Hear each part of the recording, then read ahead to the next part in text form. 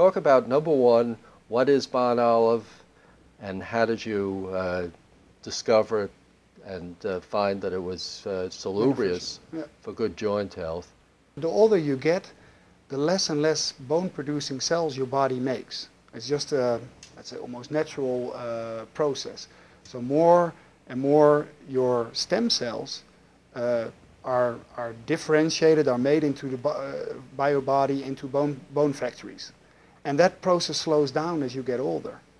So that was actually a part of the mechanism that we were looking at that is not addressed by calcium, because you can give all the building blocks you want, but if you don't have the factories to make bones, it doesn't work anymore. And the word that you use, and the physiological term is osteoblast, which are the bone building cells. Okay. Exactly.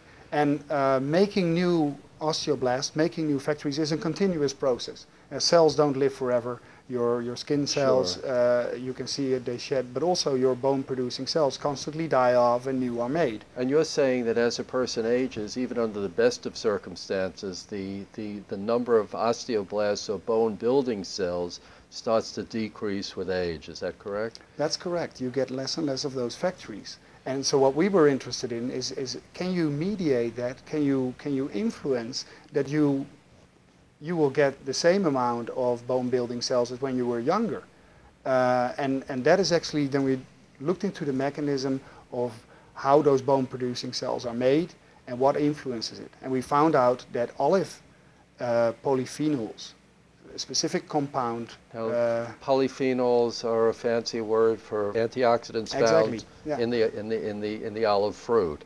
In the olive fruit, they're also actually in the olive leaf, but in the olive plant there are a lot of these olive antioxidants, and some particular olive polyphenols or olive antioxidants we've now found influence that, let's say, creation of new bone factories, creation of new osteoblasts or osteoblastgenesis, if you want. Now it's again, you know, this is a creative leap to have, even though the olive antioxidants are powerful, how did you equate olive antioxidants with bone health? I mean, how did the two come together? Why olives? You looked at Scandinavia versus Mediterranean countries, you saw a big difference.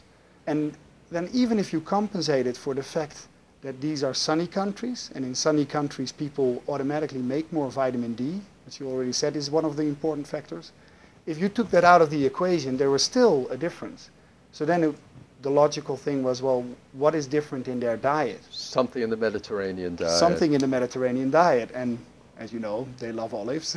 So olive oil would be one of the candidates. And then a research institute in France pinpointed what in that diet was important. And, well, over the years, and this is research done in the 90s, by the end of the 90s they finally found out that it is the olive polyphenols, those olive antioxidants, that do the trick. So we're not in a rat model. We're not talking about speculation. We're talking about along the way there are hardcore scientific experiments. This is 10 years of research that have validated this. Okay. And the mechanism that I'm just talking about, the mechanism by which these olive polyphenols make sure that you have more bone-producing cells, that process of genesis, the new creation of bone factories, is impacted by olive polyphenols. That's just something that has just been published. So that's quite new. So we have a scoop here. Yeah, this is new. For the first time.